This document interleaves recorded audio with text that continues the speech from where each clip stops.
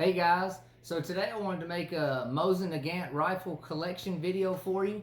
Believe it or not, it's been 7 years, almost. Next month will be 7 years since I made a Mosin Nagant video. And I've added a few more rifles since that video, and I thought today would be a good day while I was doing some cleaning and cataloging and everything, inventory and what I have. I thought I'd make this video. I got a table full of stuff here. Honestly, I don't even really have enough room here on my table to display them properly for this video. So I'm actually going to move to my living room and lay them out, and that's where I'll be making the video. I hope you like what you see. These are very collectible and a lot of fun to own and shoot and everything. So let's go ahead and get started. All right, so here is my Mosin Nagant rifle collection. Like I said, I had to move in here because there's just not enough room on the kitchen table. Been telling my wife for years we need a bigger table, not for food, but for my collection and videos. Just kidding. Actually, I'm not. Anyways, like I said, it's been about 7 years almost since I made my last Russian, gun collection video. And, honestly, the Mosin Nagant was like the gateway for me to get into collecting milsurps. Probably the same thing for a lot of you guys because they were so expensive, back in the day, which a lot of the milsurps were. But I actually got my first milsurp in July of 2010. So next month will be 14 years since I bought my first military not handgun, but firearm. I didn't have any handguns either at the time. And it got me started. It got me hooked on collecting. Me and my dad actually went to a gun store and we picked up 2 Mosin Nagant rifles for $80 a piece. I still have both of them.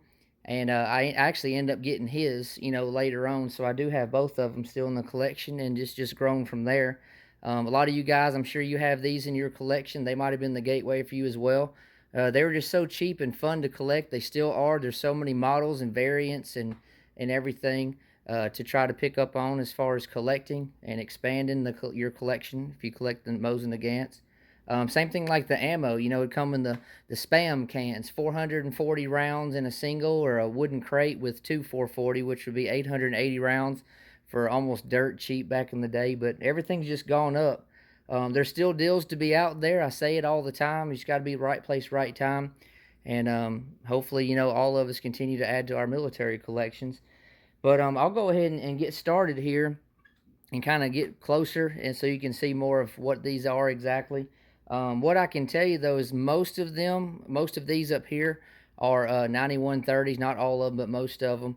And then I do have some carbines. I've only got one Nagant revolver.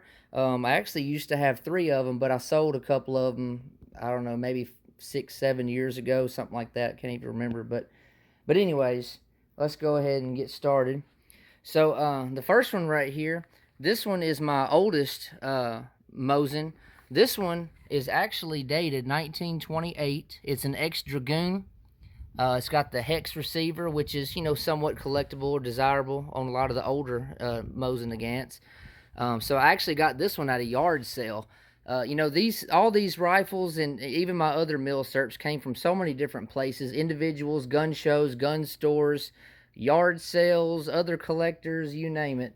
But again, this one's really nice. I'm really thankful to have it in the collection because it's it's older and everything. So 1928.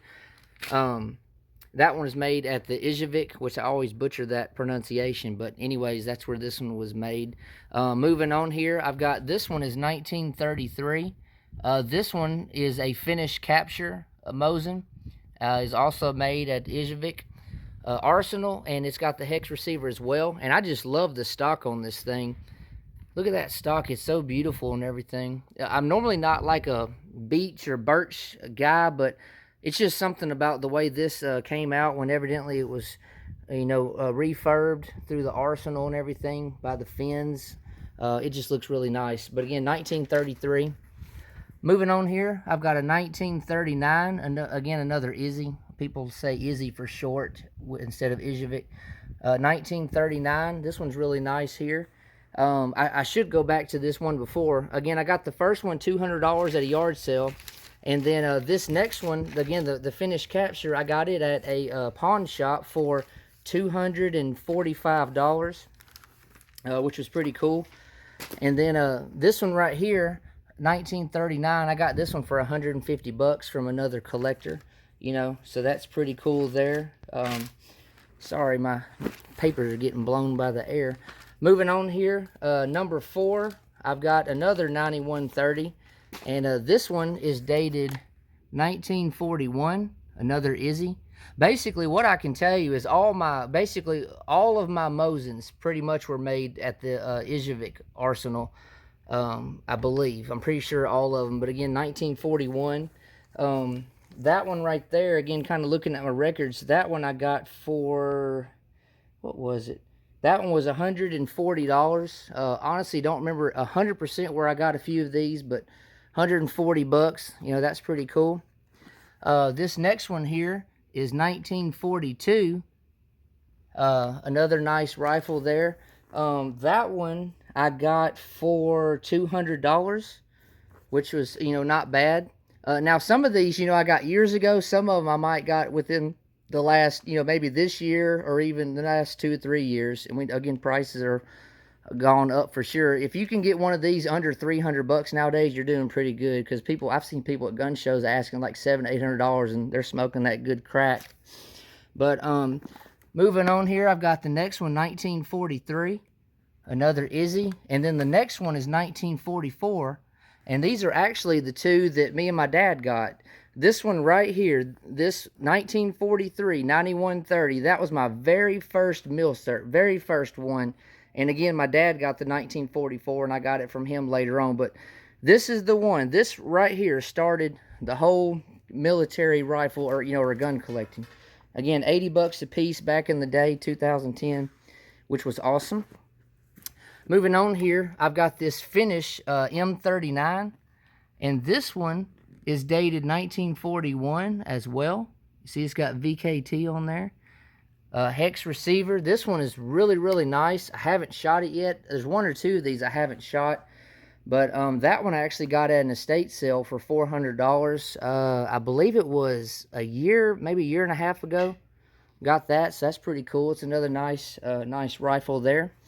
Now we're getting into the carbines. I've got 2 M38s and I've got 2 M44s. Now, the main difference between the M38 and M44, if you don't know, is the M38 has detachable bayonet, whereas the M44s, it's attached.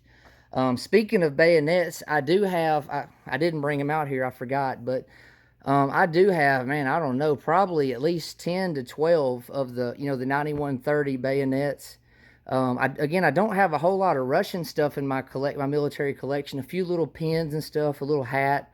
I'm not really into the Russian stuff like I am, you know, U.S. or maybe a little bit of German or Japanese or British. But anyways, as far as these M38s, this one right here's got a really dark stock. This one has definitely been through who knows what. It's dated 1941. Again, another Izzy. Top handguard has definitely been replaced at some point. But this one I got at a military show for $170. And this one has definitely been through a lot. I love the look of it and everything. Kind of messes me up with that handguard being replaced because it's so obvious. It sticks out like a turd in a punch bowl. But it is what it is. Moving on here, I've got this other M38. I actually really like the look of this one as well. This one's a nice example, dated 1944. Pretty cool there. That one I actually got from an older gentleman back in, man, I think it was like 2014 or 15 or something. Had to make a little drive for that one. But I ended up getting that one for, what was it? Again, I'm looking at my records here.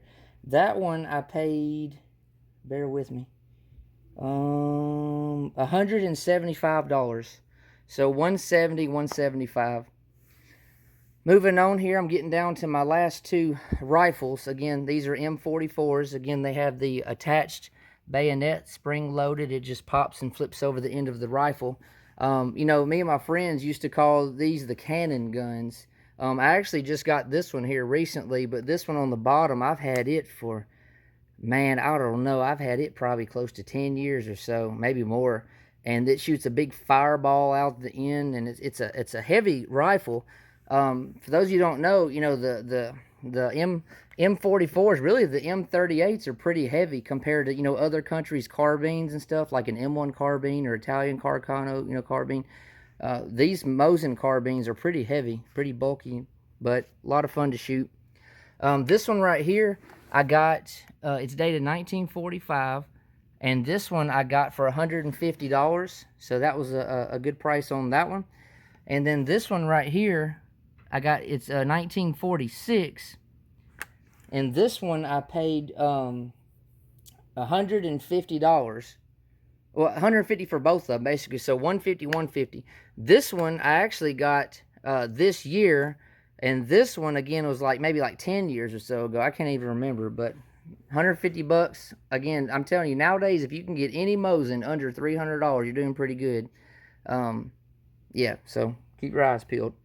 And like I said earlier, I used to have 3 of these Nagant revolvers, M1895. I've only got this one left. I kept it because it's dated 1925. The other 2 I had, one was 1943 and one was 1944. But at the time, I was trying to, to trade stuff, sell stuff to free up money so I could buy something else that I didn't already have, But this one's actually a Chula. That's the old marking for Chula arsenal.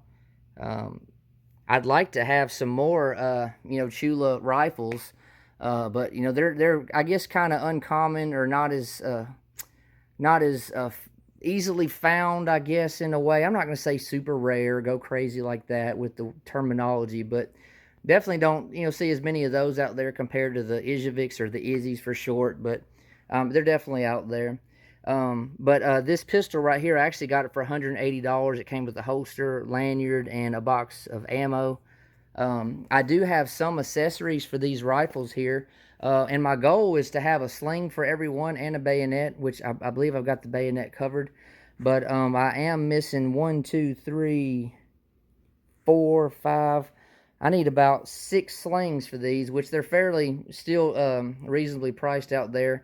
I used to have a bunch of the ammo pouches. I think I got 1 or 2 left. I used to have probably 10 to 15 of them, but just started culling some of my military collection, to free up space and money, like I said.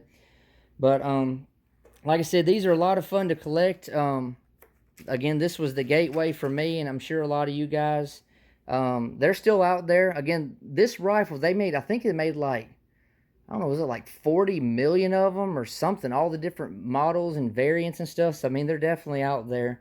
And I would say, do your homework, do some research. Don't get burned on a rifle. Don't spend on a 9130. Don't spend $500, $600, $700. That's just crazy. I'm not trying to tell you what to do. I'm trying to look out for you as a friend and a fellow collector and everything. Again, people can ask whatever they want to, but realistically, what's it worth? What's a reasonable price for it to be priced at and to be bought, to be sold and bought? Again, I would try to stay around, not necessarily like a finished capture or an M39 or something like that, but just your basic 9130, I would try to get $300 or under. Again, me personally, I wouldn't spend $500, $600, $700 on these. To me, it's just not worth it. But I mean, it's your money. I know you'll work hard to earn your money and everything, and you want to spend it on something you're going to enjoy.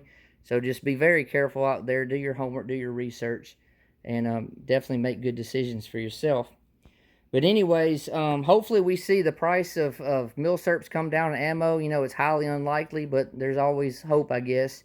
A lot of these aren't imported anymore, from my understanding. That could change, but I don't know. We'll see.